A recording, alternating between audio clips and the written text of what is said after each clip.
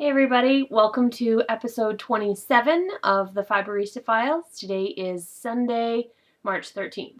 I looked that up this time, so I'm not wrong this week. There's always a big sigh before I begin. I'm not really sure. It's been kind of a busy week. Exciting, maybe not in the best of ways, but exciting nonetheless. I was in the dye pots this week. It unfortunately was a case of emergency dyeing. I don't know what happened exactly, but I managed in 24 hours to sell 3 things that I didn't have. I'm without words. My friend Courtney, who lives up the road, hi Pudgy,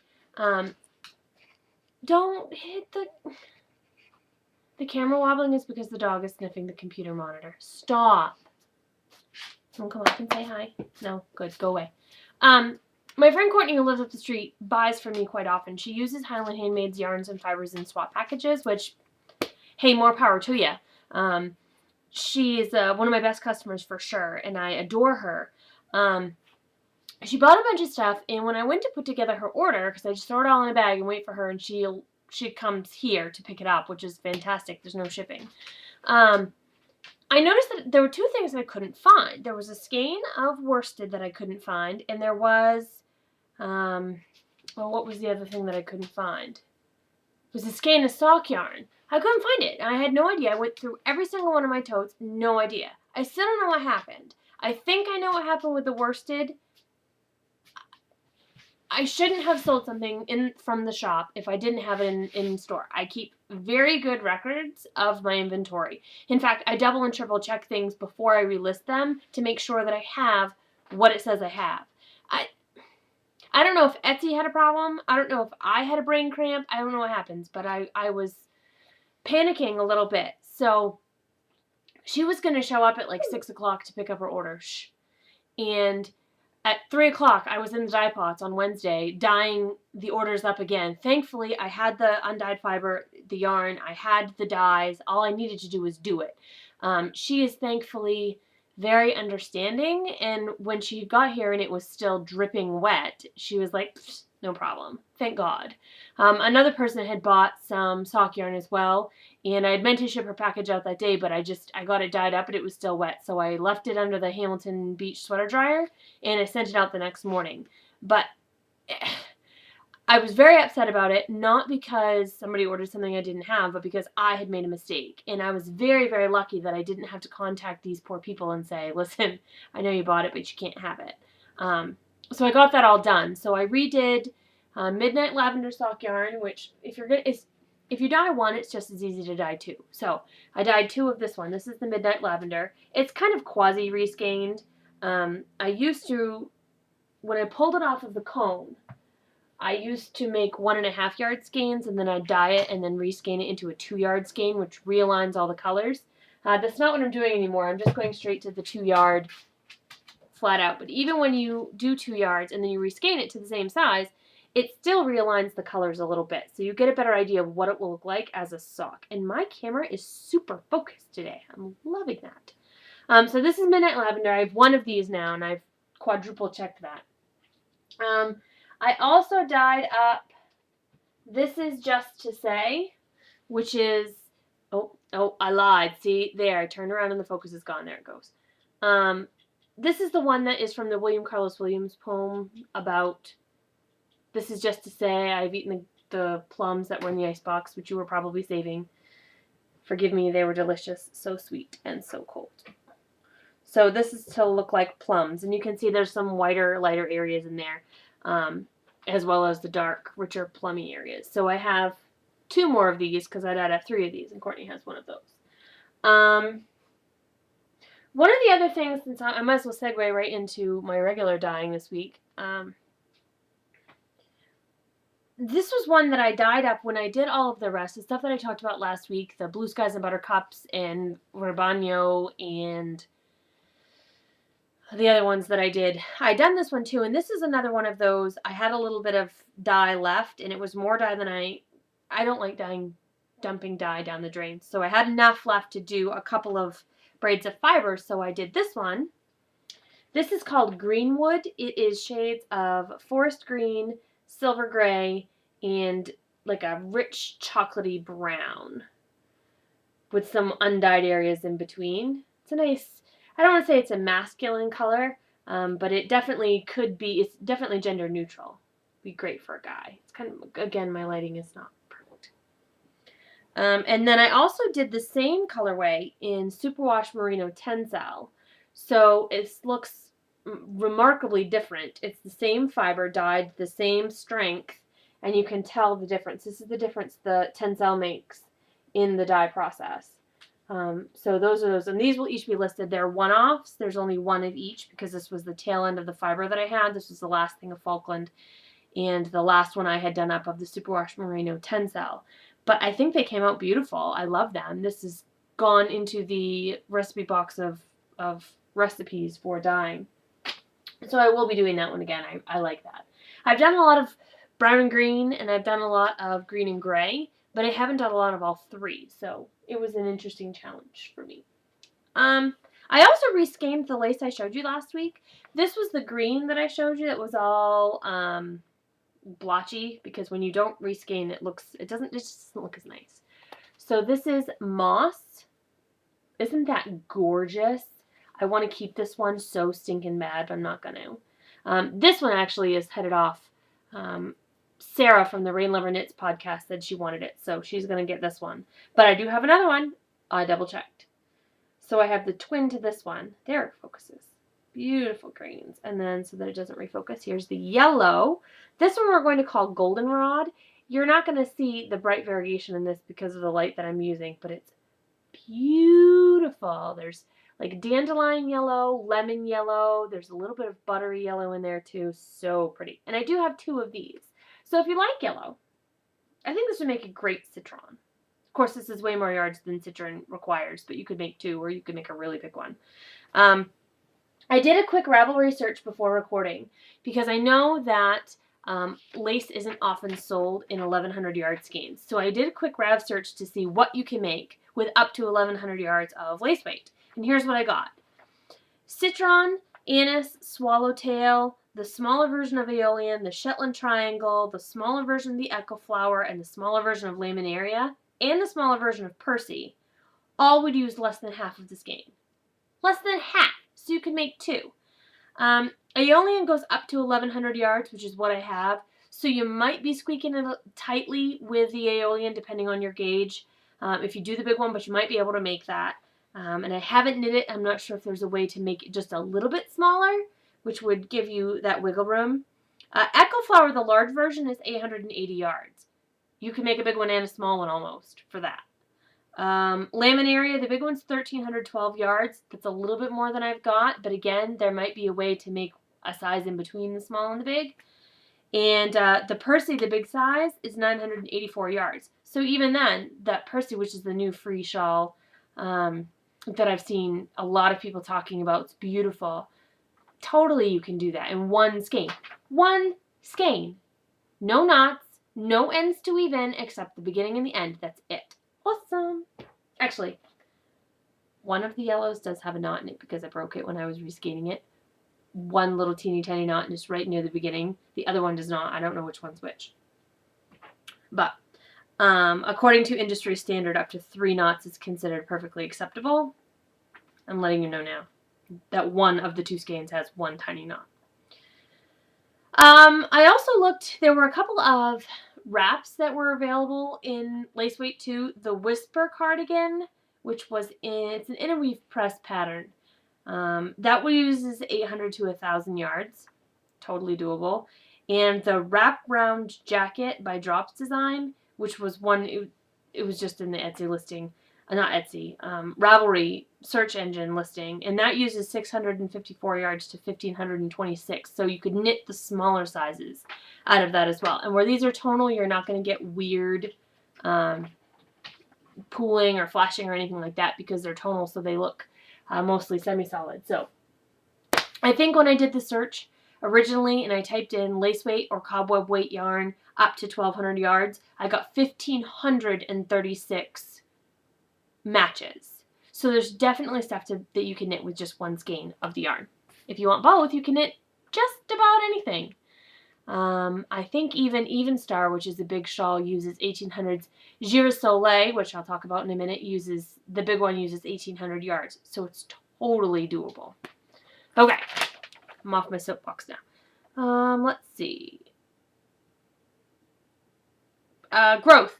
I just got the email today that I am officially on the list of vendors for the 2011 Maine Fiber Frolic. That's going to be June 4th and 5th. I'll link that in the show notes. That show, last year it was the first show that we did, and we were in a canopy, one of those pop-up,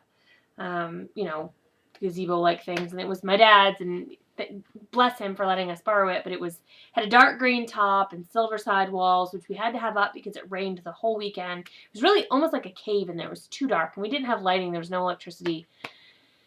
I had a wonderful weekend, but apparently it was not the best weekend the Fiber Frolic had ever had. I think that I was very fortunate that I was in between Serenity Yarn and Fiber and Romney Ridge Farm. I think that a lot of the traffic that I got were people going to one or the other.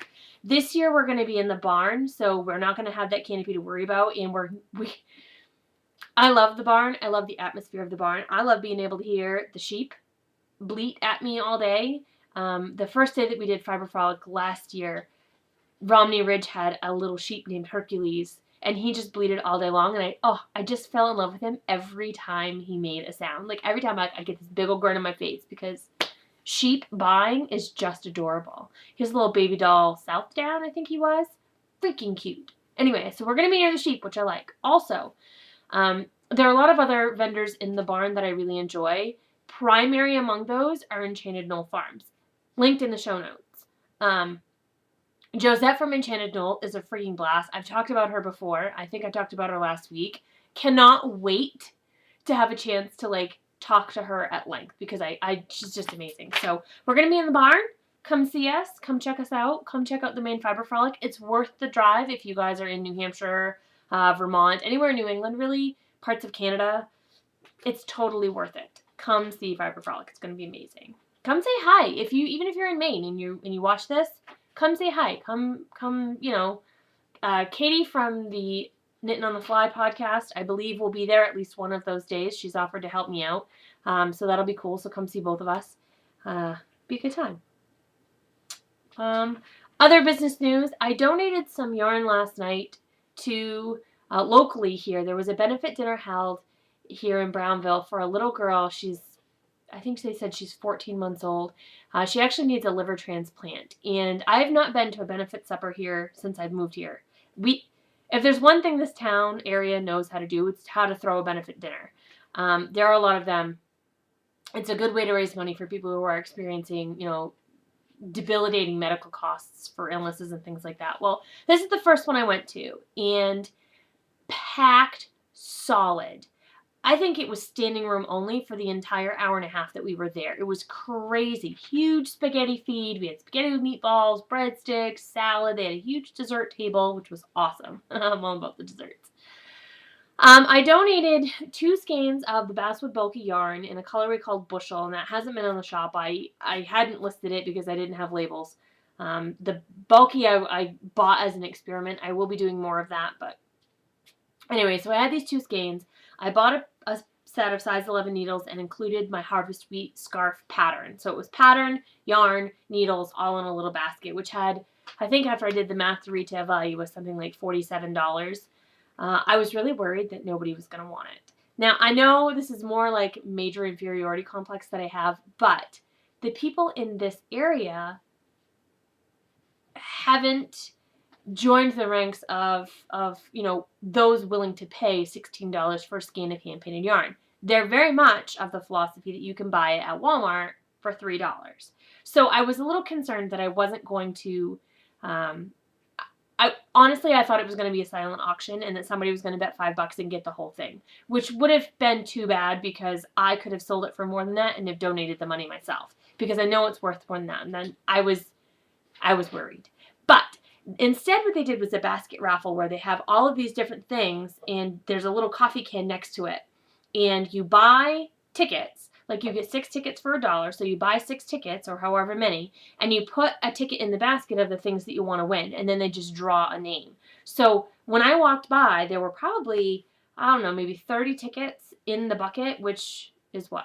That's the $5, and then they did that for another hour at least. So I at least feel like A, people wanted it, which appeased my ego, and B, I think it helped raise the money, so I felt like it was I'm better served. I think I heard on Facebook, my husband told me this morning that they raised almost $10,000 for this little girl, Carly, to help with her liver transplant and the associated medical costs. So awesome. I'm so impressed. I'm so amazed. There were some wonderful things there, and I'm wowed. So, anything I can do to help out, absolutely. Let's see. The other business news, new business expense. I bought a smartphone.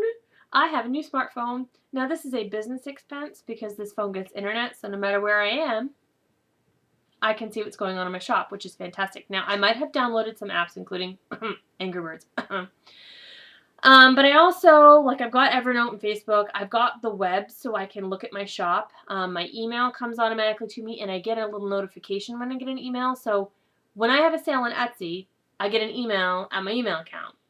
My email account updates here, so I get a little text message or a little message here, vibrates my phone, and says, hey, you've got an email. Check the email and realize I have a sale. So I'm hoping it will speed things up a little bit for me. I am looking for some good knitting apps. I think there's one. I know there's one that was like 99 cents. I was looking at it last night, but I didn't have a credit card, so I didn't buy it. But I'm totally looking forward to getting some knitting apps on here and other things. I also got Pluraloid, which is a Plurk app, so I can Plurk while I'm, don't have to go onto the web to Plurk. I've got a little Plurk app. I'm wicked excited about this. It's a tool, not a toy. I keep telling myself, but it's totally a toy. Anyway, so Highland Handmades I'm using my business account to pay for the data plan on that. So business expense, which is tax deductible. Let's see. I've got notes today. And also crazy here, perhaps. I'm sure this has already gone on like 20 minutes. I'm sorry, I'll hurry up. Sale. I'm going to be having a sale. Details have not yet been fleshed out. I don't know if I'm having a percentage off or a dollar amount off. I haven't decided yet. I need to work through those figures, but I'm trying to refresh my inventory. So all of the old stuff, all of the stuff that I am tired of looking at, those things that I had a bunch of and now I have one left, I'm getting rid of. They need to go. So I'm going to be marking things down in the shop soon. The people who are subscribed to the newsletter, there's a link down here. Join the newsletter. Sign up to receive the newsletter. They'll be getting first crack at stuff. In fact, I'm going to send out that newsletter and saying, hey, if there's anything you want, you can either buy it now or let me know and I'll put your name on it. And those will be reserved for up to like a week if you need to wait for payday to get those. So newsletter people are going to know first. If you want first crack at some stuff, if you've got your eye on something that you really want, go sign up for the newsletter. I'm hoping that the newsletter will be a monthly thing. I'd like to be able to send pictures of new colorways and things that I'm dyeing up and events, what I'm going to be doing, things like that. I will not spam your inbox. It's going to be monthly at best. My plan is for near the 1st of the month. We'll see. The sale is going to be probably around the 1st of April, so you've got some time, but definitely sign up for the newsletter if you're interested. Intention Yarns has a newsletter too. I'm not sure if you know. I'll also link that in the show notes. The latest limited edition Intention is coming out very soon. All I am waiting for is something to come to me in the mail. One of the goodies that is coming, ooh, there's your look, is one of the goodies was returned to the sender because there was I guess she had forgotten to put my zip code on there, so it came back to her. So it will be coming back to me soon, and as soon as it does that, it will be launched. I am knitting a mitten with this. This is it. I looked on Rev for hours trying to find something to knit with this, and I wasn't, there were a ton of patterns. There were thousands of patterns, and nothing spoke to me the way I wanted it to. So I've decided to knit a mitten with just a garter stitch cuff instead of a ribbed cuff. And then I like my mittens tight. I don't like floppy mittens. So I decreased when I got past the garter ridge And now it's a very tight mitten. This is a sport weight yarn, I can tell you that much. And it feels amazing. Like, oh, needle in my face. But, oh, it just feels so good. I just love it. The hand is amazing. So I can't wait to freaking tell you guys about that. Can't wait. I did dye up a little bit more silk. This is not the one that y'all saw last week. This is a purplier version than the one that was there last week. This one's already been paid for. That's going to go out in the mail to my friend Lori. Oh, wait. Oh, check the notes. News, processes. Oh, one thing I wanted to ask your opinion on. Feel free to leave a comment down wherever the comment button is, or to message me on Ravelry or Plurk or email me, however you are most comfortable with that. I have some spindles, and I need to get some more spindles in the shop. I'm aware of that. I'm sorry if you're waiting for one of those. Usually we use clear polyurethane on our spindles so that you can see the beauty of the wood, but the wood is protected from the excess dye that might be in a fiber or dirt and things that could scratch the wood, things like that. However, I asked my husband to make one and finish it with butcher block oil, mineral oil, instead of varnish. This gives a totally different feel to the wood. The wood, it's hard to describe. It feels almost soft. It's not covered with a shellac almost like the varnish is. It soaks into the wood and it leaves the wood feeling very, very soft and smooth. Doesn't necessarily protect it against being stained by dye. If you have poorly dyed fiber or a fiber that has excess dye left in it, it may stain the wood. I don't believe the mineral oil will sink into the yarn. It's possible if it were left on there for a very long time that it might. But mineral oil is non-toxic. It's not anything that, it's food grade. You use it on butcher blocks, so it's not like it's bad for you, but I don't know what it would do to the colors of the dye. Is that something that you're interested in is my question. Is that different type of finish appealing to anybody other than me? I fully admit that I am exposed to a range of wood products that normally I would not be exposed to because my husband works in a hardwood lumber mill. So I love the feel of the mineral oil. The one that he tested out for me is a bird's eye spindle, and I'm keeping it. I'm not giving that one up for sale. It's mine because I love it so, so much. Not that I need any more spindles, but I'm keeping it. So are you interested? Was that something that you'd like to see in the shop? Is that something that you'd like to, it would be hard to see the difference on camera. You'd have to feel the difference. But yeah, I mean, they're $18 and $20 depending on the woods used. So if you'd like to try one out, drop me an email, let me know, and I can create a reserved listing for you on Etsy. That is just about all I had for this week. I know I put some small stuff in here. Nothing's on the back. I think that's it. So, I guess I'll end this week. I did want to just show you. I got an email yesterday or the day before from Jared Flood, designer and owner of Shelters Yarn and whatnot. I had bought this pattern, which I believe is pronounced girasole. I always pronounced it girasol, but that's wrong apparently. It's Italian, I think, for sunflower. Beautiful pattern. I purchased this pattern March 23rd of 2009. I'm not done knitting it. I didn't use the lace weight or the fingering weight that he did. I instead used mystery wool that my father bought me. Now, this thing weighs like 5 pounds. My dad goes to Blue Seal stores, which are like feed stores, and he picks me up random skeins of yarn and gives them to me when he sees me because my dad loves me and he's awesome. So what I have here is natural 2-ply. I don't know if it's hand spun or machine spun. It's probably machine spun, honestly. It's pretty even. In a various range of colors. I have a very dark brown gray, I have a medium gray, and there's the dark brown again, and then I have this cream, the classic undyed. And I think, it's been a while since I've knit it, but I think I'm on like chart G maybe?